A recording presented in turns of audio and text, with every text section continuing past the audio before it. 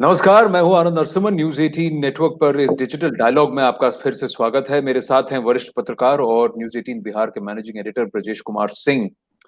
दोस्तों, हर रोज हम कोई ना कोई विषय लेकर आपके सामने आते हैं और जो उसको पूरी तरह से हर पहलू पर हम बात करते हैं और हर पहलू को आपके सामने लाने की कोशिश करते हैं। एक बात मेरे जहन में कई दिनों से रही है और मुझे लगा आज मैं आग्रह करूं ब्रजेश जी से कि हम इस पर वार्ता करें। सबसे बड़ी बात कि दुनिया को पंगु बनाने वाली इस वायरस को लीक किसने किया, कहां से हुआ और उस देश को, उसकी लीडरशिप को आज तक उसका खमियाजा क्यों नहीं भुगतना पड़ रहा? क्योंकि अगर एक देश से कोई वायरस निकल कर आता है तो उस देश की भी तो अर्थव्यवस्था चरमरा जानी चाहिए। वहां के लोगों को भी तो उतनी ही तकलीफ होनी चाहिए जहां जैसे कि दुनिया भर के लोगों को हो रही है। पर चीन में आज आए दिन नए बिलियनर्स निकल के आ रहे हैं। चीन की इकोनॉमी कह रहे अपने आप फिर से वापस अपने पैरों पर पूरी तरह से खड़ी हो चुकी है। वो उस तरह से उस मिजाज से चल रहा है जैसे कि उसे कुछ हुआ ही नहीं, यानी जैसे कि उसे इसकी तैयारी थी पूरी तरह से। कहीं ना कहीं हर कोई ये मानता है कि चीन ने दुनिया में इस महामारी को, इस संक्रमण को फैलने दिया। चीन ने दुनिया को गुमराह किया। चीन ने डब्ल्यूएचओ को भी गुमराह किया। हम और आप इस बात को मानेंगे, आज भी हमारे देश में हम हर रोज कम से कम 4,000 लोगों को खो रहे हैं। दर्द होता है, लेकिन जो इस दर्द की वजह है उसे कहां मिली सजा है? ब्रजेश जी, आज इसी पर जरा खुलकर बात करेंगे, विस्तार से बात करेंगे। अलग अलग दुनिया के जितने संगठन हैं और खासकर दुनिया की जो डेमोक्रेसीज हैं, लोकतांत्रिक जो प्रक्रिया है, उसका जो रुझान रवैया रहा है चीन के खिलाफ, और चीन कैसे बच के निकल गया। अगर कोई और देश होता तो क्या इस तरह से बच के निकलता? कब मिलेगी देख चीन को इसकी सजा ब्रजेश जी, ये सवाल है। नहीं, ये सवाल तो सबके मन में है और इसलिए ये सवाल है क्योंकि देखिए पहले जो बात ये कही जा रही थी दबी जुबान से कि कहीं ऐसा तो नहीं कि जो ये कोरोना वायरस जो है ये जैविक हथियार था। आज जो है सो साइंटिफिक कम्युनिटी, और आप ध्यान रखें किसी एक देश की नहीं, कोई एक जर्नल नहीं, तमाम जर्नल और पूरी जो साइंटिफिक कम्युनिटी है वो ये कह रही है कि चीन का रोल डूबियस है। इस बात के पर्याप्त जो है सो एक तरह से कह सकते हैं कि संकेत है कि वुहान के लैब से यह जो है, आप कहें कि या तो एक्सीडेंटली या फिर जानबूझकर जो है इसको लीक किया गया। उस लीकेज की वजह से वुहान में जो संक्रमण फैला उसकी जानकारी वहां की सरकार को थी। वो जो है सो 2019 में ये जानकारी हो चुकी थी, फिर भी पूरी दुनिया से छिपाए रखा। अपने यहाँ उसको कंटेन करने की कोशिश की, जो वुहान से जो ट्रैफिक जो था देश के बाकी हिस्सों में नहीं जाने दिया, लेकिन पूरी दुनिया में उठा उठा के हवाई जहाजों के जरिए भेजा और पूरी दुनिया को सचेत तक नहीं किया। तो जाहिर है यह जो बड़े प्रश्न है और जो गैर जिम्मेदारी के जो बड़े उदाहरण, उसके बाद से ये तो सबके मन में ये सवाल है ही ना कि जो देश जिसने की पूरी दुनिया को तबाह किया हुआ है पिछले एक तरह से 1.25 साल से अपनी करतूतों की वजह से, उसके गुनाह की कोई बात नहीं कर रहा और तुर्रा आप देखिए ये कि एक तरफ कोरोना फैला के पूरी दुनिया को बर्बाद किया और अब जो है छोटे मोटे देशों को ये धमका रहा है कि उस कोरोना से बचने का जो टीका है वो आप हमसे कर दो, भले उस टीके की कोई विश्वसनीयता नहीं है। तो ये जो है, एक तो चोरी, ऊपर से सीना चोरी। आपने जो है बकायदा जो है पूरी दुनिया को परेशान किया, पूरी दुनिया में कोरोना को फैलाया। आप उसके अपराधी हैं और ये एक तरह से आप देखिए, जो जैविक हथियारों का इस्तेमाल अगर आप करते हैं दुनिया को पंगु बनाने के लिए, तो ये तो युद्ध अपराधी वाला मामला है ना। आप याद करिए भाई, जो सो इराक में सद्दाम हुसैन की सरकार थी, सिर्फ आशंका के बल पर कि सद्दाम हुसैन की सरकार जो है वहां पर जो है जैविक हथियार डेवलप कर रही है, उसके पास जैविक हथियार हैं। अमेरिका और जो है सो नाटो फोर्सेस ने मिलकर उसको तबाह किया। आप जो है, ये बात अलग है कि वहां जैविक हथियार मिले या ना मिले, एक अलग डिबेट है। लेकिन जो चीन जिसने कि बकायदा कोरोना को फैलाया, और आपका चीन की तरफ शक की सुई आपकी गंभीर क्यों नहीं होगी, क्यों गहरी नहीं होगी? क्योंकि अगर आप ईमानदार होंगे तो आप कहेंगे ना कि नहीं भाई, हमारा रिकॉर्ड बड़ा अच्छा है, हमने कोई जो अपनी तरफ से साजिश नहीं की, कोई गलती नहीं की है, आइए आप जांच कर लीजिए।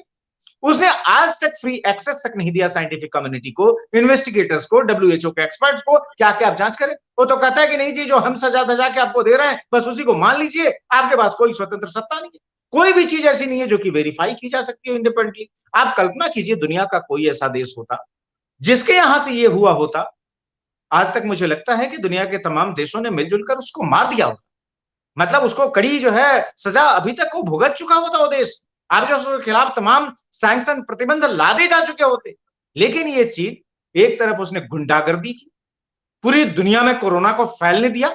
मान लीजिए एक पल को कि भाई एक्सीडेंटल था, साजिश का हिस्सा नहीं था, लेकिन आप अपनी लैब में इस तरह की चीज डेवलप कर रहे हैं। अगर एक पल को मान ले, और मानने का फिलहाल अभी कोई कारण नहीं है कि वो एक्सीडेंटल था, ये मान के चला जाना चाहिए कि हो सकता है वो टेस्ट कर रहा हो, क्योंकि उनकी रणनीति का ये हिस्सा रही है और आपने खुद इसके बारे में विस्तार से बताया था एक दिन। तो अगर मान लीजिए एक तरफ आप फैलाते हैं, दुनिया को उसके बारे में सावधान भी नहीं करते हैं, फैलने देते हैं, किसी जांच के लिए तैयार नहीं है, तो फिर ये सवाल तो आएगा ही ना कि फिर आखिर अगर आप इस तरह की करतूत कर रहे हैं तो उसकी सजा कब मिलेगी? और ये सवाल कोई एक जगह नहीं पूछ रहा है, पूरी दुनिया पूछ रही है, कई सारे देश पूछ रहे हैं। लेकिन अब उस सवाल पूछने से आगे जाकर एक्शन का समय है, जबकि चीन को उसकी जवाबदेही तय करते हुए जो है, जो तमाम हमारे पास इंटरनेशनल प्लेटफॉर्म्स के ऑप्शन है, या जो रेगुलेटरी प्रोविजंस हैं, या फिर जो दुनिया में जो इस तरह के अपराधों के लिए जो संस्थाएं हैं, जो कि जिसका क्रिमिनल जो है एक तरह से कह सकते हैं इंक्वायरी, इन्वेस्टिगेशन और जो सजा दी जा सकती है, मुझे लगता है उस स्टेप की तरफ बढ़ना चाहिए। क्योंकि देखिए कई चीजें जो है वो प्रमाणित हैं। अगर एक देश जानबूझकर संक्रमण को फैलने देता है तो फिर भले ही वो किसी लैब से लीक हुआ हो ब्रजेश जी, उसके इरादे नेक नहीं है, उसके इरादे नापाक हैं और वहां पर ही उसको पकड़ लेना चाहिए। देखिए वुहान से चीन के पास इसके संकेत थे, कोरोना वायरस जैसी एक महामारी के संकेत थे अगस्त 2019 में। जनवरी 2020, मध्य जनवरी 2020, 14 जनवरी मुझे याद है, टेड्रोस वहां बैठकर ये कह रहे थे कि there is no human to human transmission. तब तक चीन ने ह्यूमन टू ह्यूमन ट्रांसमिशन की बात को नकारा। 40 दिन उसने अंतरदेशीय जो है उसको बंद कर दिया, फ्लाइट्स को, इंटरनल फ्लाइट्स को बंद कर दिया, डोमेस्टिक फ्लाइट्स को, लेकिन अंतरराष्ट्रीय फ्लाइट्स को शुरू रखा, चालू रखा। और जहां जहां शुरुआत में जब ये संक्रमण फैला, जिन जिन देशों में, दक्षिण कोरिया हो, जापान हो, एशिया, अमेरिका हो, इटली हो, स्पेन हो, यहां सब चीन से ही लोग निकल के गए थे।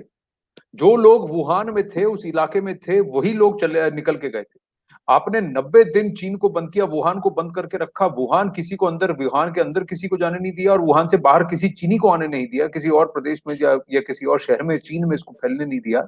लेकिन आपने दुनिया भर में इसको फैलने दिया। यही एक प्रमाण काफी है कि आप चीन को कटघरे में खड़ा कर दें, शी जिनपिंग और सीसीपी को कटघरे में खड़ा कर दें कि भाई आपने ऐसा क्यों करने दिया। दूसरी बात, उस देश की हालत देखिए, उस देश की हालत खस्ता नहीं है। आज बाकी सारे देश, दुनिया के सारे देश जो हैं, जहां पर ये महामारी फैली है, सब त्रस्त हैं। 18 महीने हो गए, पहला वेव, दूसरा वेव, तीसरा वेव, कुछ कुछ जगह तो 4 वेव हो चुके हैं ब्राजील जैसे देशों में। लेकिन दुनिया भर में कोई भी देश ऐसा नहीं है जो पूर्णतः इससे उभर चुका है। लेकिन चीन कैसे उभर गया? क्या इसी की वजह से हम सवाल नहीं पूछ सकते कि भाई तुमने किया क्या है, या तुम्हारी तैयारी कैसे थी? देखिए इसीलिए चीन की तरफ शक की सुई और गंभीर हो जाती है, क्योंकि मान लीजिए जिसने जहर को बनाया है जैविक हथियार के तौर पर, जिसने मान लीजिए इस वायरस को पैदा किया है, वो तो उसका एंटीडोट जो है कि आखिर उस पर कैसे काबू पाया जाए वो तो जानता होगा ना। चूंकि अगर मान लीजिए आपकी कोई अगर सांप के बारे में आपको पता है और किसी सांप को आप पालते हैं, तो सांप के विष को कैसे जो है खत्म किया जा सकता है ये भी आपको पता है। और चूंकि आपको एडवांस में पता है, आपको ये भी पता है कि अगर ऐसी कोई चीज अगर हो तो उसका उपाय क्या है बचने का। तो इसलिए आपने जो बिल्कुल कहा और जो फैक्ट है कि भाई जब आप पूरी दुनिया में जो है आप इंटरनेशनल फ्लाइट्स को चलने दे रहे थे वहां से बाकी देशों के लिए, पूरी दुनिया में फैल के जा रहा था, आपने जो बिल्कुल सोची समझी साजिश के तहत आपके अपने आना फैले, इसलिए आपने डोमेस्टिक फ्लाइट्स को बंद करी। आपकी अपनी जो है नीति जो थी कि पूरी दुनिया को पंगु बनाने की, इसलिए जो सो आपने हर जगह जो सो कोरोना के वायरस को भेजा। और आपको अपने को प्रोटेक्ट करना था तो आपने जो है बाकी जगह कहीं से वायरस को फैलने नहीं दिया। और जब मान लीजिए वुहान में जब ये क्राइसिस हुई तो आपको पता था कि भाई ह्यूमन टू ह्यूमन ट्रांसमिशन से ये कितनी तेजी से फैल सकता है, तो आपने वहां स्ट्रिंजेंट मेजर्स लेके, आपको याद होगा कि दरवाजों के आगे बाकायदा आयरन रॉड लगा लगा के सील कर दिया गया था। उसमें सबको आश्चर्य हो रहा था कि भैया ऐसा क्या है। तो मुझे तो लगता है कि चीन को, और मुझे क्या लगता है पूरी दुनिया को लगता है कि चीन को पता था कि भाई ये जो है कितना खतरनाक है, इसलिए आप उतने सख्त तरीकों के लिए गए। बिल्कुल शुरुआत आपने दुनिया से क्यों नहीं शेयर किया? आपने तो नहीं बताया, आप डिनाई करते रहे कि भाई ये आदमी से आदमी को फैलता है। डब्ल्यूएचओ इनकी गोद में था, डब्ल्यूएचओ के रोल पर गंभीर सवाल है, जिसने कि इस बारे में जो है कभी गंभीरता नहीं दिखाई, सिर्फ भाषण उनके दूसरे देशों के लिए होते रहे। तो चीन की जो भूमिका रही, निश्चित तौर पर उसको ये पता था कि भाई अगर ये जैविक हथियार मान लीजिए एक पल को ये कहे कि भाई एक्सीडेंटली लीक हो गया। आपने खुद बताया था एक बार, और मुझे लगता है कि आज भी दर्शकों को आप बता सकते हैं कि चीन ने किस तरीके से इसकी तैयारी की थी, जैविक हथियार के तौर पर इस्तेमाल करने की उनकी अपनी जो रणनीति का हिस्सा रही है बायोलॉजिकल वेपन्स। तो चूंकि उसने खुद तैयार किया था, इसलिए उसको ये पता था कि बचने का क्या तरीका है, और इसीलिए चीन जो है उसने अपने को बचा लिया। आप इस डेटा पर बहस कर सकते हैं कि भाई उसके कितने लोग मरे नहीं मरे, क्योंकि चीन में जो है सो कुछ होता है ये बाकी दुनिया को पता भी नहीं चलता, क्योंकि वहां कोई डेमोक्रेसी तो है नहीं, फासिज्म है। जो चीज जो दुनिया को बताना चाहते हैं उतना बताते हैं, जो नहीं बताना चाहते नहीं बताते, वो एक अलग मुद्दा है। लेकिन मेरा ये कहना है कि चूंकि चीन का अपना ही विकसित किया हुआ ये हथियार था, जैविक हथियार था, इसलिए उसने अपने को बचा लिया और आज जो है सो पूरी दुनिया के सामने सेकी बघार रहा है कि देखिए साहब हम कितने जो है सो सक्षम है, कितनी बड़ी महामारी को दुनिया के तमाम देश, एकमात्र अपने को सुपर पावर कहने वाला अमेरिका, वो नहीं अपने को बचा पाए, और देखिए हम तो 2 महीने में नॉर्मल हो गए। अरे भाई तुमने खुद ही इस जहर को बोया है, तो इस जहर की क्या काटे तो तुम्हें ही पता है ना, तो तुम ही जो है सोचते सबसे पहले बचोगे भी, बाकी दुनिया तो अंधेरे में तीर चलाती रही, क्या आखिर है क्या।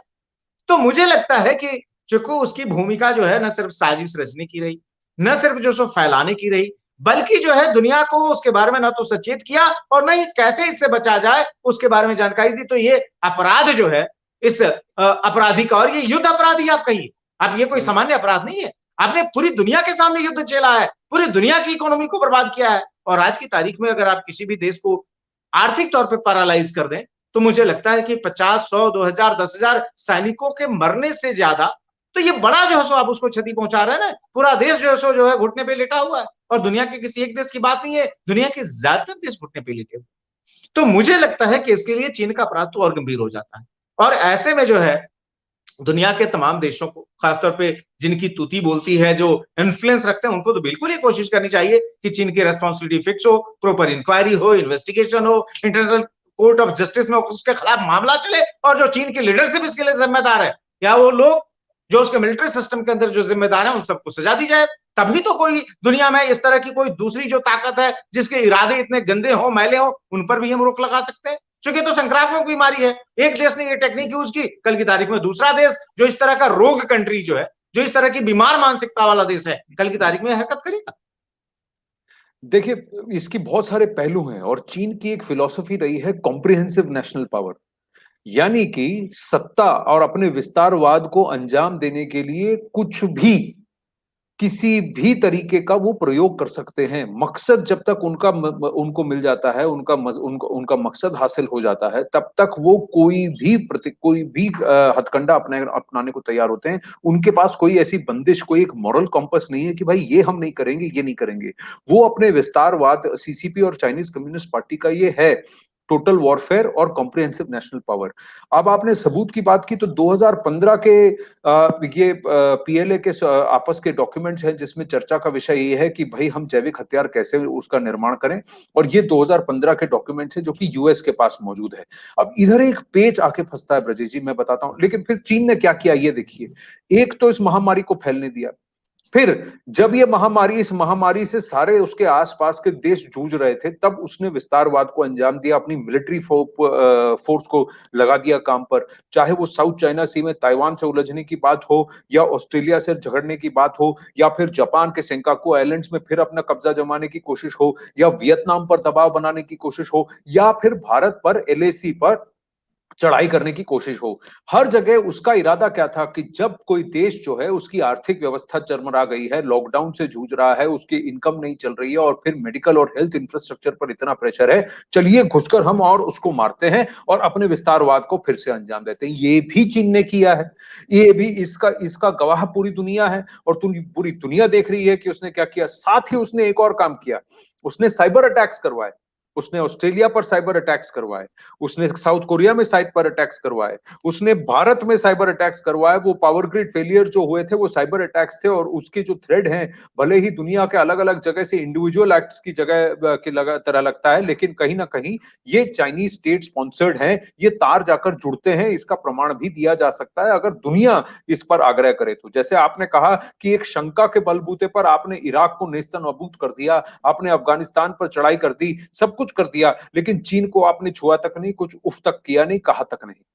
तीसरी बात मैं आपसे ये कहना चाहूंगा, ये साइबर अटैक्स, फिर ट्रेड एग्रीमेंट्स, ट्रेड को लेकर किस तरह से उसने अपने इकोनॉमिक पावर को दबाकर देशों को दबाने की कोशिश की, और फिर जब वैक्सीन की बात आई तो वैक्सीन में भी उसने अपने विस्तारवाद को अंजाम देने की कोशिश की है। अफ्रीका में आज भी उसने कई देशों को या तो आर्थिक मदद दी है या फिर वैक्सीन के बल पर यह कहा है कि अब तुम मेरे अधीन हो, तुम मेरे साथ ही काम करोगे, अमेरिका या कि भारत या किसी और देश के साथ काम नहीं करोगे। तो ये सब कुछ जो है सामने से दिख रहा है कि आपने एक पैंडेमिक को, एक महामारी को अपने विस्तारवाद का टूल बनाया है।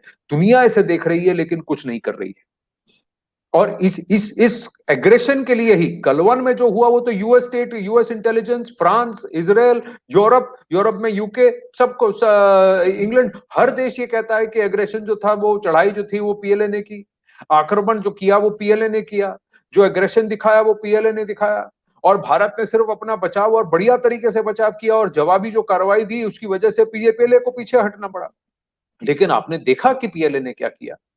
आज इजराइल अपना बचाव कर रहा है लेकिन इजराइल की निंदा करने की कोशिश की जा रही है, हमास को बढ़ाने की कोशिश की रही है। वहां उधर कल चीन अग्रेसर है पर चीन को आप नहीं कुछ कहना चाह रहे हो। ये किस तरह की जियोपॉलिटिक्स है? ये किस तरह का यूनाइटेड नेशंस क्या सोई पड़ी हुई है? नहीं, आपने बड़ा अच्छा उदाहरण दिया और खासतौर पे जो है सो आपने कहा कि चीन जो है सो खुद क्या करता है और फिर दुनिया जो है उस पर ध्यान नहीं देती, और जो है सो दूसरी तरफ जो है सो इजराइल की आपने बात की और बड़ा वो मेरे ख्याल से ठीक रहेगा उसको चर्चा भी कर लेना। आप इजराइल की क्यों आलोचना कर रहे हैं? क्योंकि इजराइल पर हमास नामक आतंकी संगठन लगातार हमले कर रहा है, लगातार रॉकेट दाग रहा है और उसके सामने इजराइल अपने को बचाने की कोशिश कर रहा है। अब बचाने के तहत जाहिर है वो जो है सो तकनीकी तौर पे बहुत मजबूत देश है, उसने अपनी डिफेंस सिस्टम को काफी मजबूत रखा है, इससे उसके नागरिकों की कम जान जा रही है। वह जो है सो और बिल्कुल टिट फॉर टैट में आस्था रखता है, उतनी ताकत से मारता है। लेकिन आप ये भी ध्यान रखिए कि इजराइल में करीब 18% जो है आबादी मुस्लिम आबादी है, जो कि पूरी तरीके से अपने फेथ को प्रैक्टिस करने के लिए स्वतंत्र है, अपनी धार्मिक मान्यताओं के साथ जीवन यापन के लिए स्वतंत्र है, उसमें कहीं कोई दिक्कत नहीं है। आप चीन की बात कर लीजिए। चीन में पूरी दुनिया जानती है और खासतौर पर इस्लामिक वर्ल्ड कि वहां पर उसके एक प्रोविंस में जितने भी जो मुस्लिम हैं उनको जो सो मार मार के मुर्गा बना रहा है, किसी को जो सो मस्जिद में नहीं जाने देता, मस्जिदों को बंद कर रहा है, हर किस्म की जो धार्मिक या जो इस्लामिक शिक्षा कर रहे हैं कंप्लीट प्रतिबंध है। आप दाढ़ी तक नहीं बढ़ा सकते, दाढ़ी जो है आपकी नोच दी जाती है। पूरी दुनिया को और खासतौर पर पूरे इस्लामिक वर्ल्ड को पता है। क्या आपने देखा है किसी एक को चू चू करते हुए? नहीं जी। चीन अगर मार रहा है, पीट रहा है, कूट रहा है, धुलाई कर रहा है, हम ना चीन के सामने नहीं बोल रहे हैं। वो पाकिस्तान आपने देखा उसकी संसद में जहां पर एक मौलाना जो है, जो कि सदस्य हैं, वो कह रहे हैं कि अरे पाकिस्तान के पास परमाणु बम है तो क्यों नहीं कश्मीर में गिरा देता, क्यों नहीं इजराइल पर गिरा देता, कि पाकिस्तान की फौज किस लिए रखी हुई है। मौलाना के जुबान से ये तो नहीं निकलता कि चीन पर जाकर क्यों नहीं गिरा देता, बगल में है। वहां तो भाई चाहे आप भारत की बात कर लीजिए, चाहे आप इजराइल की बात कर लीजिए, ये ना देशों में, दोनों देशों में 18% की मुस्लिम आबादी है, रिकॉर्ड पर। पूर्ण स्वतंत्रता है आपको अपना फेथ को प्रैक्टिस करने के लिए। अगर लड़ाई है हमारी तो आतंकवाद के सामने लड़ाई है, जो भी टेरर एक्टिविटीज में जो संलग्न होगा उसके खिलाफ एज स्टेट, एज कंट्री हम टफ एक्शन लेंगे।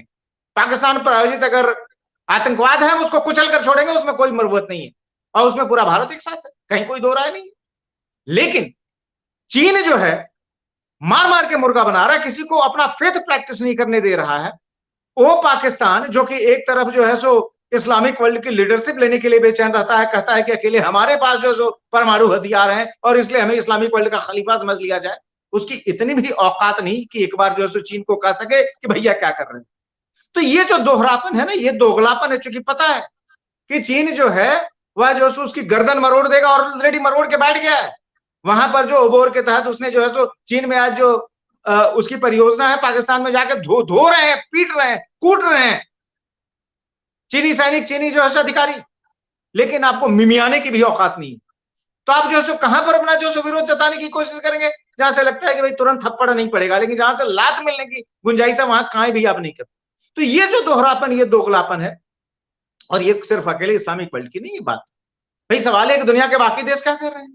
अगर ये चीन जैसी नापाक हरकत किसी और देश ने की होती, आप जो बिल्कुल उसकी छाती पर आप कूट रहे होते, लेकिन आज आप बोलने को राजी नहीं। और चीन तो भाई जो देश, उसकी आप साइकोलॉजी के बारे में क्या कहना चाहेंगे, जो है देश और जिसका जो सबसे बड़ा नेता है और जो उसके जो प्रेरणा पुरुष रहे हैं माओ, जिस माओ ने खून की होली खेलते हुए देश में सत्ता पर कब्जा हासिल किया, जिसका ये फेमस वाक्य है कि सत्ता जो है बंदूक की नली से निकलती है, वह दूसरे देशों के साथ वो कैसे वो देश जो है सो ढंग से व्यवहार कर सकता है? आप तो एक्सपेक्ट ही नहीं करते। बिकॉज जो है सो हिंसा तो उनके स्टेट पॉलिसी का हिस्सा है। जिस पार्टी ने हिंसा के बल पर वहां सत्ता कब्जा की हो, क्या आप उसको ये मान के चलते हैं कि कभी जो सो हिंसा वाला रुख दिखाएगा? ये तो मूर्खों की तादाद है जो कि मान लेते हैं कि भाई चीन कभी जो है अपने नापाक इरादों से कभी बाज आएगा। उसकी तो आदत है, और वो कोई आज की नहीं है। उसके अंदर साम्राज्यवादी जो है प्रवृत्ति जो है सदियों से। ये बात अलग है कि जब वो कमजोर हुआ, दुनिया ने उसकी पिटाई की। और आप छोड़िए ना, आज जापान को आंख दिखाने की कोशिश कर रहा है। आप याद करिए फर्स्ट वर्ल्ड वॉर, जापान ने मार मार कर मुर्गा बना दिया था चीन को। आज तक जो सो याद करके रोते रहते हैं। लेकिन जो है सो चुपचाप अपनी तैयारी करते रहे। जब लगता कि अब जो है सो हम अपनी मसल फ्लेक्स कर सकते हैं, अपनी ताकत दिखा सकते हैं, तो चीन को, जापान को ताकत बता रहा है। वो जापान जिसने की 100 साल भी नहीं हुए, 100 साल के अंदर 3-3 बार धुलाई की है। तो मुझे लगता है कि चीन से तो आप किसी भी भलमनसाहत की उम्मीद नहीं कर सकते। चीन की ये प्रवृत्ति है, उनकी स्टेट पॉलिसी का हिस्सा है, वो उनके डीएनए में। चीन के सामने जो है भारत खुद विक्टिम रहा है। 1962 में जब हम जो है चीन के साथ गलबहियां कर रहे थे तत्कालीन सरकार की अगुवाई में, उसमें चीन ने हमारी पीठ में छुरा क्या खंजर भोंका।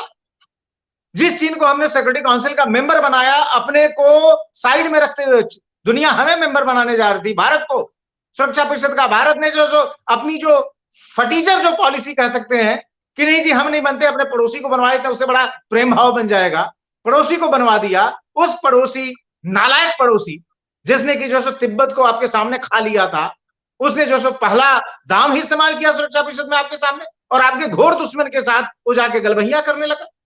तो उस चीज से आप क्या उम्मीद करेंगे? वो तो आपका घोषित दुश्मन है। ये बात अलग है कि आपके देश में भी ऐसे लोगों और पार्टियों की तादाद अच्छी भली है जो कि आपके उस दुश्मन को अपने गले लगाते रहते हैं।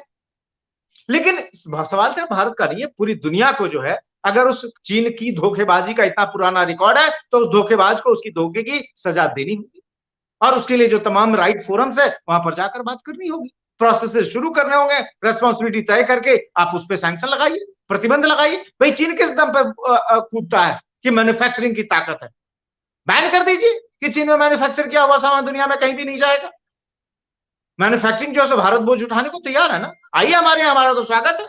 हम तो कह रहे हैं कि भाई मैन्युफैक्चरिंग के लिए आइए हमारे पास, और इसीलिए चीन को सब ज्यादा हमसे पीड़ा भी है। इसीलिए वो गलवान से लेकर तमाम जो है एलएसी पर अपनी नापाक हरकत कर रहा है कि कहीं ऐसा तो नहीं कि भारत में रिप्लेस कर देगा मैन्युफैक्चरिंग हब के तौर पर, क्योंकि भारत के पास वो पोटेंशियल है। तो मुझे लगता है कि इन सब तमाम चीजों को देखते हुए चीन के सामने हमें जो बोलना नहीं, अब करने की जरूरत है, ठोस एक्शन। पर ये ठोस एक्शन करने के लिए नीयत चाहिए ब्रजेश जी। मैं देख रहा हूं अभी, देखिए इस कोविड काल में भी जो लोग मदद करना चाहते हैं वो इंपोर्ट ऑक्सीजन कॉन्सेंट्रेटर चीन से करना चाहते हैं। वो भारत में बनवाना नहीं चाहते, किसी और देश से नहीं, चीन से मंगवाना चाहते हैं। आज भी देखिए इस नवनीत कालरा के साथ साथ जो इतने लोग जुड़े हैं, उन्होंने हांगकांग से चीनी सामान मंगवाया और चीनी इसको उसको आयात किया है। तो ये तो एक प्रवृत्ति है जो कि दर्दनाक है और निंदनीय है, लेकिन है, रियलिटी ये है कि जिस चीन के साथ पिछले 20 सालों में या 40 सालों में हमारी कोई लड़ाई नहीं हुई है, आज का ये करंट जनरेशन जो कि 1990 के बाद पैदा हुआ, उसको भी चीन से पता नहीं क्यों डर लगता है।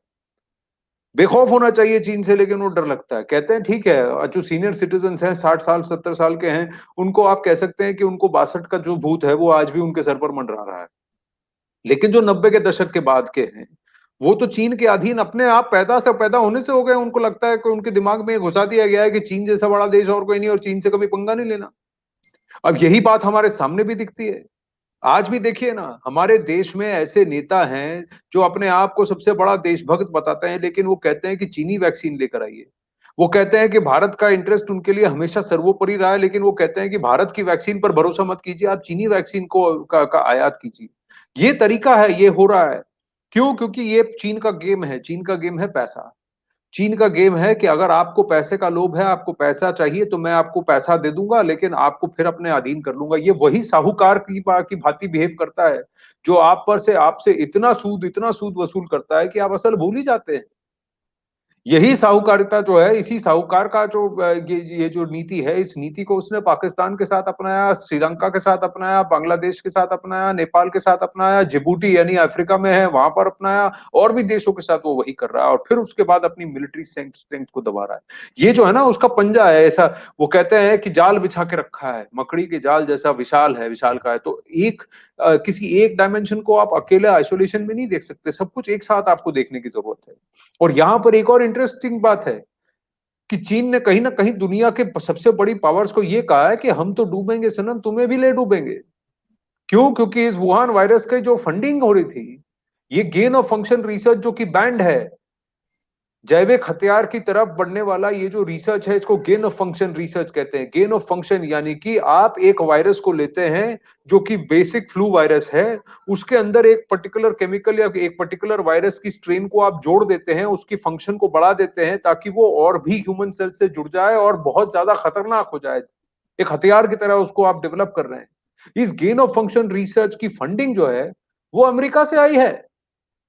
मई 2019 तक इस वुहान इंस्टीट्यूट ऑफ वायरोलॉजी और ये जो लैब है, वुहान का जो सीडीसी लैब है, इनको पैसा जो है वो अमेरिका के कुछ टॉप इंस्टीट्यूट से आ रहा था।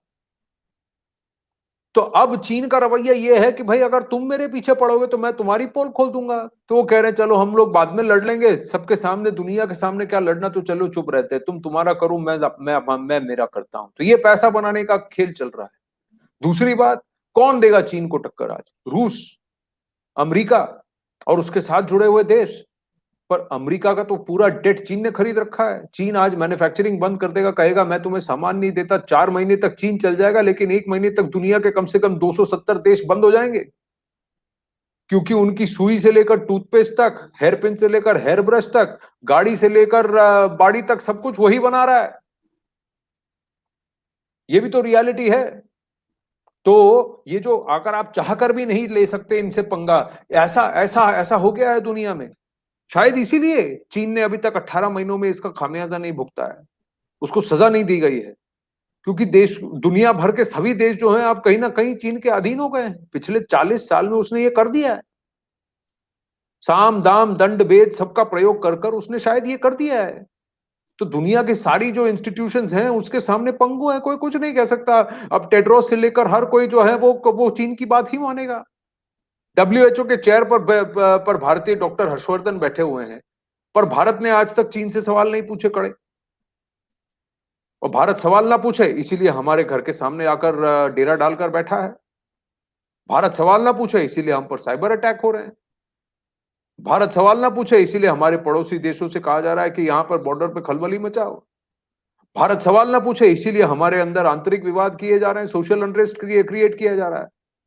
ये दो बार जनवरी, दिसंबर से लेकर जनवरी के बीच में कैपिटल के अंदर, राष्ट्रीय जो कैपिटल है उसमें जो हंगामा हो रहा है, उसका उसका इंटेंशन क्या है? ये सबको हर कोई देख रहा है, हर कोई समझ रहा है, लेकिन होने दे रहा है। देखिए, मुझे लगता है कि ये जो आप तमाम बातें कह रहे हैं वो सारी बातें सही है, और ये एक नंगी सच्चाई है कि चीन ने अपनी जो आर्थिक ताकत बनाई है, उस आर्थिक ताकत की वजह से ही चीन के सामने खुलकर ज्यादातर देश नहीं बोल रहे हैं। आपने गठजोड़ की ही बात कही, वो भी बात सच्चाई है। लेकिन आप ये भी देखिए कि चीन को कैसे टक्कर दी जा सकती है, क्या ऐसा हो सकता है क्या? मुझे लगता है कि इसके लिए भारत का अपना इतिहास और पिछले 100 सालों का इतिहास ही देख लीजिए। क्या किसी ने सोचा था 1885 में, या हम 2021 में, या मैं तो कह रहा हूं कि आप 1921 की बात कर लीजिए ना, 100 साल पहले की। आपने मैन्युफैक्चरिंग की बात की। भाई, जानते बूझते ब्रिटिश कॉलोनियल इंटरेस्ट ने पूरी तरीके से जो है, इंपीरियल पावर्स ने हमारे यहाँ मैन्युफैक्चरिंग को खत्म कर दिया था। हर चीज जो है बाहर से आती थी, कपड़े तक बाहर से आते थे। आपको याद करिए, मैनचेस्टर की मिलों से आते थे। गांधी ने जब आंदोलन शुरू किया और इस देश का जब आत्म स्वाभिमान जगा, तो हमने विदेशी वस्तुओं का बहिष्कार करना शुरू किया ना, हमने खादी पर गए। तो आज जो है, अगर जब भी किसी देश का स्वाभिमान जग जाए, और मुझे नहीं लगता कि एक समय का जिस तरह का पावर ब्रिटिश पावर था, जो ब्रिटिश इंपीरियलिज्म थी, उस तक आज भी चीन पहुंच पाया है। ब्रिटिश एम्पायर के बारे में तो कहते थे ना कि भाई उनके साम्राज्य में कभी सूरज नहीं डूबता, इतना बड़ा एम्पायर था। उसमें चीन भी जो है मिमिया रहा था, कहीं उसकी कोई ताकत नहीं थी। तो वह ब्रिटिश साम्राज्य जो है अगर खत्म हो सकता है, और वह जो वो भी आप ध्यान रखिए, अहिंसक आंदोलन से प्राइमरली, आप उसमें कह सकते हैं कि नेताजी सुभाष चंद्र बोस के आईएनए का जो पूरा ये था, या नेवी विद्रोह, इन सब ने रोल प्ले किया। लेकिन जो हमारी पृष्ठभूमि जो थी बननी शुरू हो गई थी, और हमने फिर फाइनली ब्रिटिश साम्राज्यवाद को खत्म किया, ट्रिगर पॉइंट हम बने। तो यह जो आर्थिक साम्राज्यवाद है, आप ये ध्यान रखिए कि ये तो जो है सो एक तरह से कह सकते हैं कि ये पॉलिटिकल इंपीरियलिज्म नहीं है, ये इकोनॉमिक इंपीरियलिज्म। और अगर जो है इन तमाम विक्टिम कंट्रीज ने, चूंकि देखिए सबने पीड़ा बहुत भुगती है, ठीक है, आज जो है चीन के पैसे के बोझ तले, कर्ज के बोझ तले तमाम देश दबे हुए हैं, लेकिन स्वाभिमान जगता है। अगर मान लीजिए जो श्रीलंका को पता है कि पैसे के बल पर किस तरीके से उसकी सोवरीन पावर को उमेटने की कोशिश की चीन ने, मालदीव को यह बात पता है, बांग्लादेश को यह बात पता है, खुद आप ध्यान रखिए पाकिस्तान जो कि उसका सबसे बड़ा चंपू है, उस पाकिस्तान के अंदर भी एक बड़ा वर्ग है जो कि कह रहा है कि चीन की इस गुंडागर्दी को रोकना हो। साउथ अफ्रीका जो है सो आप छोड़ दीजिए, जो बाकी पूरे के जो अफ्रीकन कंट्रीज हैं उनके अंदर ये बहुत बड़े पैमाने पर ये भाव जगा है कि चीन हमारा दबा के शोषण कर रहा है। आप ध्यान रखिए कि जो एक समय फ्रांस, ब्रिटेन, जर्मनी, इटली, ये सब मेजर पावर थी अफ्रीका में। आपके देखते देखते वो सारी पावर जो सो कहां खत्म हो गई, कहां घुस गई, किसी को पता भी नहीं है। भाई जिस देश ने सबसे पहले जो है सो आके हमारे यहाँ अड्डा बनाया, पुर्तगाल, पुर्तगाल की कोई आज गिनती भी करता है क्या? तो मुझे नहीं लगता कि जो सो दुनिया में कोई भी चीज परमानेंट होती है। चीन को भी देर सबेर आज लगता है कि भाई कैसे चीन को कोई क्वेश्चन करेगा। आप कभी किसी ने कल्पना की थी कि भाई यूएसएसआर टूट के बिखर सकता है? आप याद करिए, ऐसे 40 साल पहले कोई सोच सकता था क्या? जिस तरीके से सोवियत संघ और अमेरिका के बीच में जो इस तरीके की लड़ाइयां चलती थी, किसी ने सोचा था? चीन के बारे में भी देखिए, सबसे बड़ी बात होती है सामने भावना का पैदा होना। चीन ने जिस तरीके से अपने बारे में पूरी दुनिया में एक खलनायक की छवि बनाई है, आज देखिए आप बोझ तले दबे हैं, आप बोल नहीं रहे, लेकिन आपको पता है कि ये विलेन है, ये गुंडा है, ये बदमाश है, इसने जो समय तबाह किया है। आप आज नहीं बोलेंगे, कल नहीं बोलेंगे, लेकिन जैसे ही आपके पास पहला मौका आएगा, आप इस गुंडे के खिलाफ जो है आप अपनी तरफ से अभियान शुरू करेंगे। तो मुझे लगता है कि ग्लोबल कम्युनिटी का जो ये आज की तारीख में जो सबसे बड़ा गुंडा है, जो देश है, उसके सामने आज हमें लगता है कि भाई कैसे होगा। आपने इस कल्पना की थी क्या कि सेकेंड वर्ल्ड वॉर के बाद से जापान जिस तरीके से बिल्कुल पस्त हाल पड़ा था, उसके 2 शहरों को अमेरिका ने जो एटम बम गिरा के तबाह कर दिए थे, वो जापान कभी अपने पैरों पर खड़ा हो पाएगा? आज सच्चाई है ना। अब देखिए 1945 हम 2021 में बात कर रहे हैं, जापान ने अपनी ताकत फिर से वो हासिल की है जी। तो मुझे लगता है कोई भी चीज परमानेंट नहीं होती, इसलिए हमें निराश होने की जरूरत नहीं है, दुनिया को निराश होने की जरूरत नहीं है। चीन का जो यह खलनायक स्वरूप है उसको दुनिया ने देख लिया है, और दुनिया अब जो है सो उससे निजात पाने की कोशिश करेगी। और मुझे लगता है चीन की सबसे बड़ी चिंता ये है, आप तमाम विपत्ति का और देखिए ना, क्वाड से किस तरीके से परेशान हो जाता है, क्यों जो सो उसको भारत से डर लगता है। अरे भाई आज तो ठीक है ना, आर्थिक तौर पर हम चीन के बराबरी के नहीं है, बहुत हम नीचे हैं, लेकिन फिर भी वो हमसे डरता है ना, हमसे परेशान रहता है ना। तो मुझे लगता है कि अगर ये डर, ये सेरन अगर आप पैदा कर सकते हैं अपने दुश्मन में, तो पर्याप्त है। धीरे धीरे जो है वो जो है अपने जो उसके कर्म है, और वैसे भी हमारे जो फिलॉसफी है उसमें कहा गया है, जो सनातन फिलॉसफी है, कि आदमी को अपने कर्मों की सजा भुगतनी पड़ती है। तो एक देश को भी अपने कर्मों की सजा भुगतनी पड़ती है, ब्रिटेन ने भी अपने कर्मों की सजा भुगती, अमेरिका ने भी अपने कर्मों की सजा भुगती है। आप ध्यान रखिए, तमाम जो बड़े पावर्स रहे, तो चीन को भी जो भुगतना तो पड़ेगा, आज भुगते, कल भुगते, 10 साल बाद भुगते। ये बात आप कह तो रहे हैं, लेकिन एक बात है ब्रजेश जी, चीन तब तक हावी रहेगा जब तक हमारा जो फर्स्ट प्रायोरिटी है वो पैसा होगी। जिस दिन हमारी प्रायोरिटी जो है देश हो जाता है, देश प्रेम हो जाता है, भावना हो जाती है, यानी कि एक कम्युनिटी वाली भावना, जहां हम ये कहते हैं कि भाड़ में गया पैसा, मुझे पैसा नहीं चाहिए, मुझे मेरा देश चाहिए, मुझे मेरा अस्तित्व चाहिए, मुझे मेरा स्वाभिमान सबसे पहले है। ये जैसे ही ये भावना निकल के आती है तो चीन पस्त हो जाता है। चीन यानी खासकर सीसीपी पस्त हो जाती है। इसमें कई सारी चीजें हैं। जैसे ही हमने चीन को कहा मुझे तुमसे कोई फायदा नहीं, हमने उसके ऐप काटने शुरू कर दिए, चीन घबरा गया। हमने सबसे पहले क्या किया, हमने उसके 50 से ज्यादा ऐप्स जो है जिससे वो हमारे यहाँ पर नजर रख रहा था, हमारी ऑडियंस को कंट्रोल कर रहा था, एक नैरेटिव फैला रहा था और हमसे ही कमा रहा था, हमने वो कमाई बंद कर दी। जैसे ही हमने कमाई बंद कर दी, उसके सबसे बड़े ग्रुप को कम से कम $20 बिलियन का नुकसान हुआ 25 दिन के अंदर। उसके सबसे बड़े ग्रुप को, जिसके सबसे ज्यादा एप्स हमारे देश में प्रचलित चल रहे थे। तो हमने चीन को वहां मारा जहां उसे दुखता है, भले ही हमको थोड़ी पीड़ा सहनी पड़ी, लेकिन हमने ऑल्टरनेटिव विकल्प निकाल लिए और हमने ये भी कहा कि हमें तुम्हारा पैसा नहीं चाहिए। हमें तुमसे लाभ नहीं कमाना है, हमें तुमसे प्रॉफिट नहीं कमाना है, हमें तुम्हारा पैसा नहीं चाहिए, नहीं तुम्हारा उधार चाहिए, नहीं तुम्हारी उदारता चाहिए। जैसे ही हमने मना कर दिया, ये रुख ले लिया, सीसीपी को तोड़ नहीं आया, उसको पीछे हटना पड़ा। और फिर हमने कहा कि देखो, अब हम तुम्हें एक और रुख दिखाते हैं। पहले तुम मुझे एक चांटा मारते थे, मैं तुम्हें दूसरा गाल करता था, तुमने मुझे दूसरा चांटा मारा, तुमको ये लगा कि मैं पीछे घूम के वापस चला जाऊंगा, पर इन 2 चांटों के बाद मैं तुम्हें ऐसा मुक्का मारूंगा कि तुम्हारी नाक टूट जाएगी। और यही हमने किया। ये एटीट्यूडनल चेंज ही सीसीपी को और शी जिनपिंग को और इस पीएलए को लाइन पर लाएगा। और इस एटीट्यूडनल चेंज से बहुत सारी चीजें शुरू होती हैं कि हमारा जो बॉर्डर है वो तिब्बत के साथ है, इसको डंके की चोट पे कहना। हमारे मैप में उसे चाइनीज ऑक्यूपाइड टेरिटरी नहीं दिखाकर तिब्बत ही दिखाना। हमारा दुनिया को जाकर यह कहना कि भाई, जिस बाबरी के टूटने पर तुमने इतनी हाय तौबा मचाई, जहां ना कोई नमाज पढ़ता था, एक ढांचा था और वो हिंदू की आस्था की जगह थी, और जिसका प्रमाण था कि वो एक मंदिर को तोड़कर बनाया गया, वो भी रामलला का मंदिर था, तुमने इतनी हाय तौबा मचाई। वहां उइगुर में, शिंजियांग प्रोविंस में उइगुरों के 15,000 मस्जिदें तोड़कर वहां पर उसे सुलभ शौचालय बना रहा है जी। 15,000 मस्जिदों को तोड़कर उसने वहां सुलभ शौचालय बनाए हैं और तुमने उफ तक नहीं की है।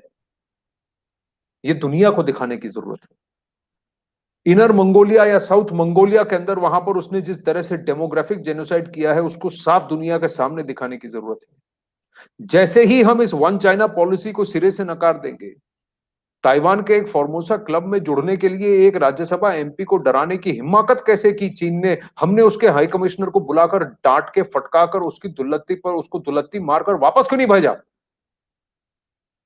जो एटीट्यूड सिंगापुर ने दिखाया अरविंद केजरीवाल की तरफ, वो एटीट्यूड हमें चीनी के सीसीपी के उस लीडर की तरफ दिखाना चाहिए था जिसने सुजीत कुमार को चिट्ठी लिखी, पत्र लिखा। ये रवैया जरूरी है। वीर भोग्य वसुंधरा जो प्रधानमंत्री ने कहा और भगवत गीता में श्री कृष्ण ने कहा, उसमें कोई फर्क, उसमें कोई गलत गलत बात नहीं है। और यही एटीट्यूड हमको रखने की जरूरत है। मुझे बहुत गुस्सा आया कि हमने सिरे से ताइवानीज के सीसीपी के उस रवैये को, जब उसने वो चिट्ठी लिखी उस एमपी को, हमने बुलाकर ये नहीं कहा कि तुम्हारी हिम्मत कैसे हुई लिखने की हमसे पूछे बिना। ये मेरा देश है और इस देश के अंदर सबको आजादी है वो अपनी बात कहे, चाहे किसी को ठीक लगे ना लगे, वो मेरा मसला है। तुम मेरे देशवासी, मेरे एक पार्लियामेंटेरियन को तुमने हाथ लगाया, तुमने चिट्ठी लिखी, हिमाकत कैसे की, तुमने माफी मांगी, ये हमको उसको बोलने की जरूरत थी, हमने नहीं बोला। हमको डंके की चोट पर यह बोलने की जरूरत है कि हम खुद के कॉन्सेंट्रेटर बना लेंगे। हम 216 करोड़ खुद की वैक्सीन डोसेज यहां भारत में हम बना रहे हैं।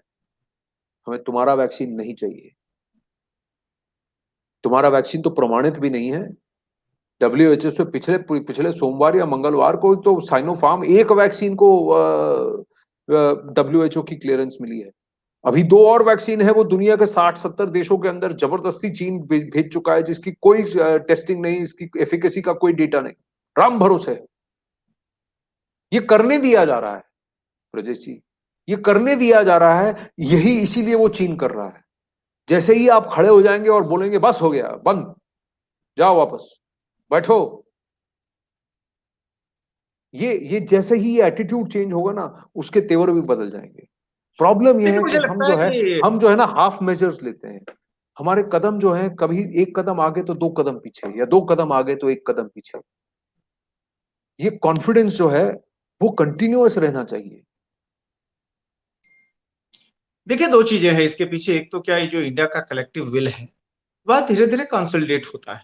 आप इस देश की नंगी सच्चाई है, आप उससे इनकार नहीं कर सकते कि राजनीति हमारे सर पर इस तरह हावी रहती है कि हम अपने दुश्मन के मामले में भी सेलेक्टिव क्राइटेरिया अपना लेते हैं। या मान लीजिए फॉर एग्जाम्पल, अगर कोई देश का दुश्मन है लेकिन जो पार्टी सत्ता में नहीं है, हो सकता है उसके साथ गलभैया करती है। आपने चीन के मामले में तो देखा है ना। भाई मान लीजिए कोई भी स्वाभिमानी देश, कोई भी स्वाभिमानी नेता, कोई भी स्वाभिमानी मुख्यमंत्री, क्या ऐसे माहौल में जबकि चीन ने ऐतिहासिक तौर पर आपके साथ लगातार बदमाशी करी हो, लगातार आपको नुकसान पहुंचाने की हर जगह कोशिश की हो, क्या आप उस चीन की वैक्सीन मंगाना चाहेंगे? जब आपके पास विकल्प है दुनिया के तमाम देशों से, जो दूसरे देशों ने बनाए हैं, उनको डेवलप किया, जिनकी प्रामाणिकता ज्यादा हो मंगाने की। लेकिन आप निहायत ही टुच्ची राजनीति के तहत, जो अपने जो नैरो पॉलिटिकल स्कोर सेटल करने की जो बात होती है ना, उसके तहत आप ये हरकतें कर रहे हैं। अब उस देश में आप उम्मीद करते हैं कि सब कुछ जो है सो आंख दिखाने वाली चीजें धड़ाधड़, मुझे लगता है कि थोड़ा सा हमें पेशेंट होना पड़ेगा। क्या आपने सोचा था ऐसे 5 साल पहले कि कभी जो है चीन को इस तरीके से जो सो जवाब भी दिया जाएगा? हम तो चीन को तो इग्नोर कर रहे थे डर के मारे, चीन कुछ भी कर ले। लेकिन जिसकी शुरुआत आप ध्यान रखिए कि जो है सो भूटान की तरफ से हुई। भूटान के साथ हम खड़े हुए, हमने जो है चिकन नेक के पास हमने जो है सो बिल्कुल अपना रुख खड़ा किया और वहां से चीन को पीछे हटना पड़ा। आप बात कर रहे थे लद्दाख की, एलएसी की। क्या कभी सोचा जा सकता था कि कभी वहां पर भारतीय सेना जो है सो जमकर मुकाबला करने के लिए खड़ी हो जाएगी और एक थप्पड़ के बदले दूसरा थप्पड़ मारने को तैयार हो जाएगी? नहीं हुआ। क्या आपने कभी सोचा था कि भारत में जो है सो चीन के गेम्स जो है सो वो बैन कर दिए जाएंगे? और तीसरी बात, जहां तक इस वैक्सीन का सवाल है, ठीक है, आप जो है सो ड्रामा करने के लिए, नौटंकी करने के लिए आप ग्लोबल टेंडर में जो है आप चीन को भी जो सो कह दें कि हाँ भाई हम तो चीन की भी वैक्सीन ले लेंगे। लेकिन आपको तो पता है जो प्रावधान बड़े क्लियर है और केंद्र सरकार ने बना के रखे हैं कि अगर आपको किसी पड़ोसी देश से कुछ लेना है तो भाई क्लियरेंस तो हमारी चाहिए। आपको क्या लगता है कि केंद्र में जो बैठी हुई नरेंद्र मोदी की सरकार है वो परमिट करेगी? तो ठीक है, नौटंकी करने के लिए ठीक है, मोदी के साथ या केंद्र में जो सरकार बैठी है उसके साथ किसी राज्य सरकार का अपना विरोध है, उसके लिए जो सो आप मुंह चिढ़ाने के लिए सब हरकतें कर सकते हैं। लेकिन सच्चाई ये है कि भारत में वैक्सीन नहीं आएगी। तो एंड ऑफ द डे जो चीन के जो मंसूबे थे, जो इरादे थे, भाई मान लीजिए किसान आंदोलन, सबको पता है कि किसान आंदोलन के पीछे जो नेता थे उनमें से कितने के गोत्र और कुंडली जो है चीन से जुड़ी हुई है, सबको पता है क्या क्या हरकतें हुई। आज भी एक तरफ जो है जो दोगलापन है कि एक तरफ आप ऑक्सीजन की सप्लाई को लेकर बीच में जब त्राहिमाम कर रहे थे, खुद ही सड़क जाम करवा के और ऑक्सीजन की सप्लाई में विघ्न डाल रहे थे। कोविड के सामने कह रहे हैं कि भाई जो है सो लोगों की सुरक्षा नहीं हो रही है और किसान जहां पर बैठ के धरने कर रहे हैं वहां पर कोविड से किसानों की जान जा रही है। आज भी आपने देखा जिन गांव से आ रहे हैं उन गांव में कोरोना फैल रहा है। तो ये जो दोगलापन है राजनीति का ना, वह जो सो परेशान पैदा करने वाला है।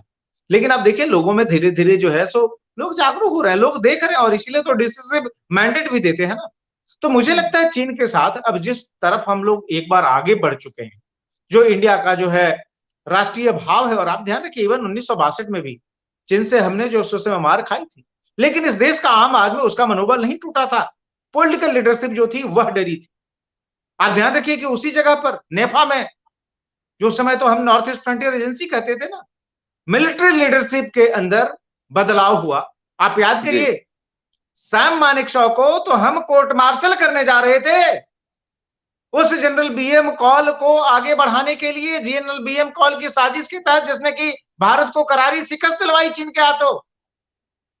जब वही सैम मानेकशॉ को उस कोर्ट मार्शल प्रोसीडिंग से बरी करके और उनको जब कमांडर बना के भेजा गया, उसी जगह पर उसी नेपा में भारतीय सेना ने जहां पर अपने पांव रख दिए वहां से एक कदम पीछे नहीं हटी और चीन की फिर दोबारा हिम्मत नहीं हुई वहां आने की। तो ये जो भारत की जो फौज है, भारत का जो आम आदमी है, जो जवान है, उसके मनोबल भी मुझे नहीं लगता है कोई बहुत ज्यादा फर्क पड़ा। वो जो है सो उसने तुरंत जो है सो, आप याद कीजिए लोगों ने, महिलाओं ने अपने जेवर निकाल के दिए थे, घड़ियां निकाल कर दी थी लोगों के पास, जिसके जो पास थे वार फंड में लोगों ने खुले हाथ से दिया था।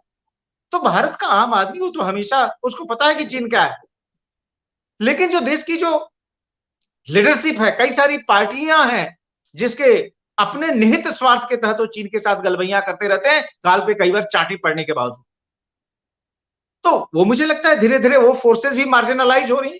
आप देखिए ना, एक समय जो सीपीएम की अगुवाई में वेस्ट बंगाल में 3 दशक तक राज किया।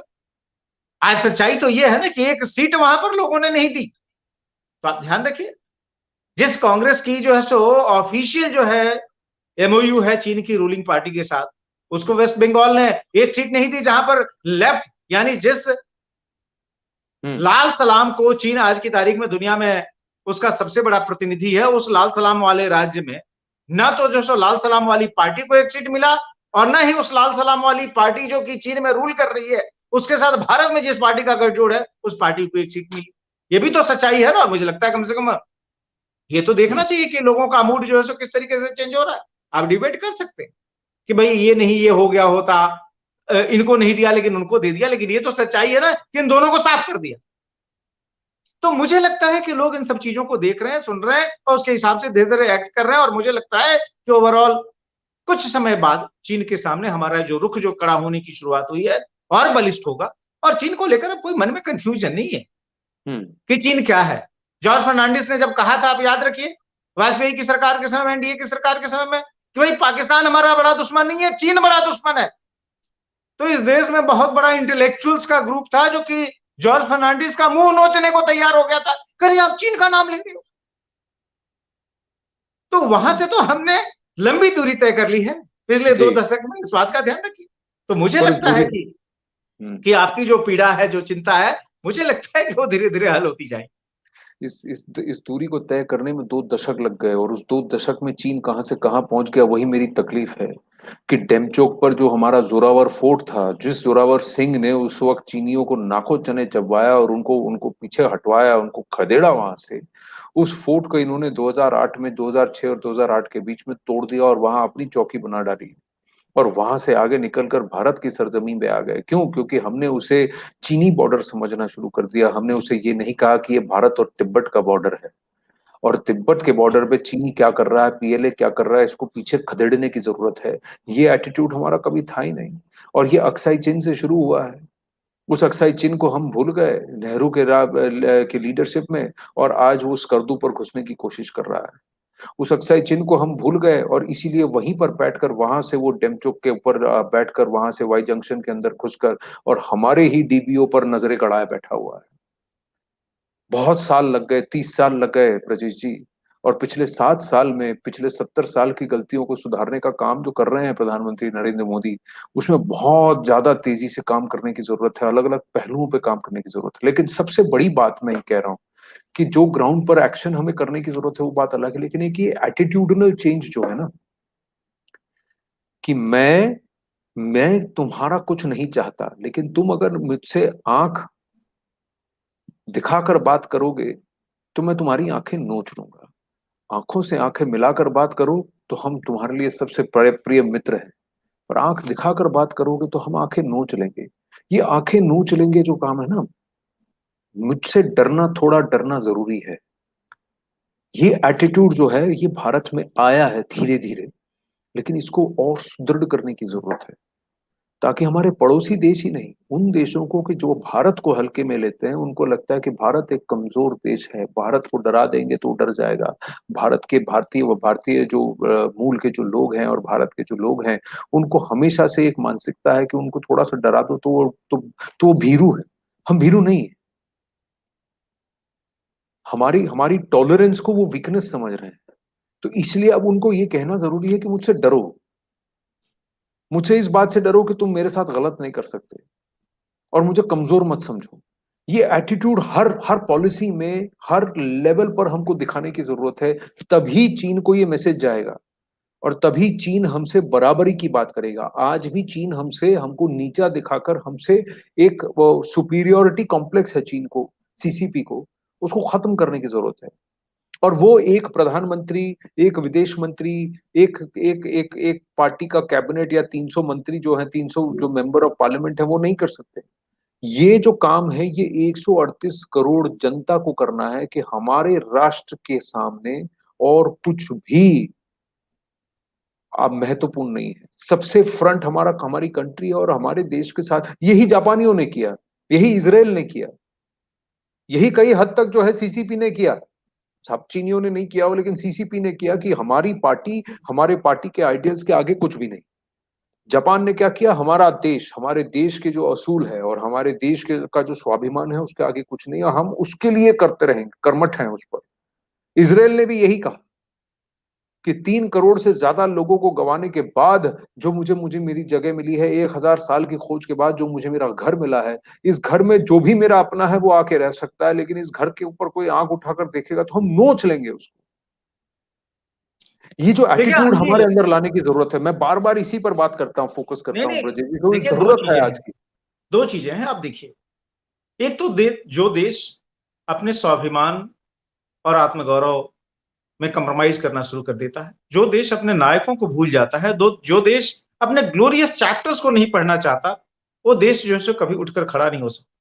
आप ध्यान रखिए कि इस देश में लंबे समय तक शिवाजी और महाराणा प्रताप को विलेन के तौर पर दिखाया गया, उन राष्ट्रवादी पुरुषों को जिन्होंने की जो है, जो धर्मांध जो शासक थे, सुल्तान थे, उनके खिलाफ जो है भारत की आम जनता को संघर्ष के रास्ते पर लेकर आए, उनके सामने हमला बोला।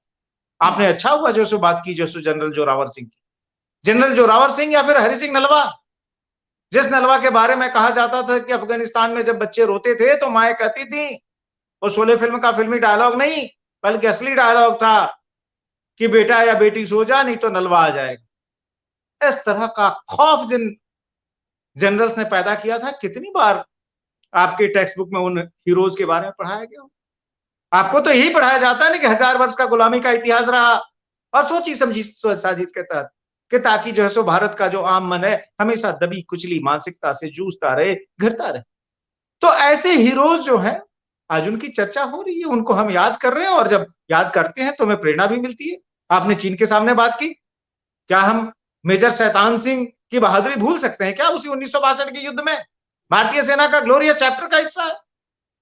जनरल जोरावर सिंह, किसी ने कल्पना की थी कि उस सब जीरो टेम्परेचर में बिना किसी जो है सॉलिड कपड़े या फिर जो है सो बहुत ये कि सिर्फ विल पावर के बल पर उस जनरल ने 3-3 बार जो है सो सब्जुगेट करने की कोशिश की।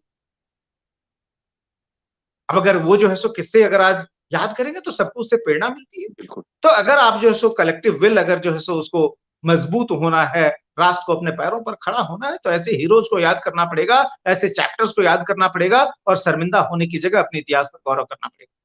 मुझे लगता है वो शुरुआत हो गई है। आज जो सो आपने ही जनरल जोरावर सिंह की चर्चा की, हरि सिंह नलवा की बात हो रही है कि किस तरीके से जो सो जिहादी ताकतों को जो सो आप तोड़ सकते हैं, फोड़ सकते हैं, जमीन दोज कर सकते हैं।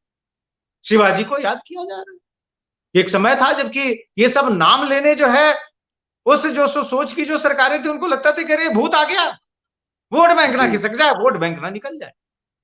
लेकिन वो कलेक्टिव विल जो है, कलेक्टिव जो कॉन्सेप्ट है, उसमें ये चेंज आया, और मुझे लगता है कि चीन के सामने भी जो है, जो हमारा पहले का जो भाव था उसमें बहुत तेजी से परिवर्तन आया, और देर से बेर मैं मानता हूं, मैं बड़ा होपफुल हूं इसको लेकर कि चीन को जो सो उसके कर्मों की सजा मिलेगी, चाहे उसने हमारे साथ जो बदमाशियां की हो या ग्लोबल कम्युनिटी के सामने बदमाशियां की हो, वो उसकी कीमत जो है सो अदा करेगा, और पूरी तरीके से अदा।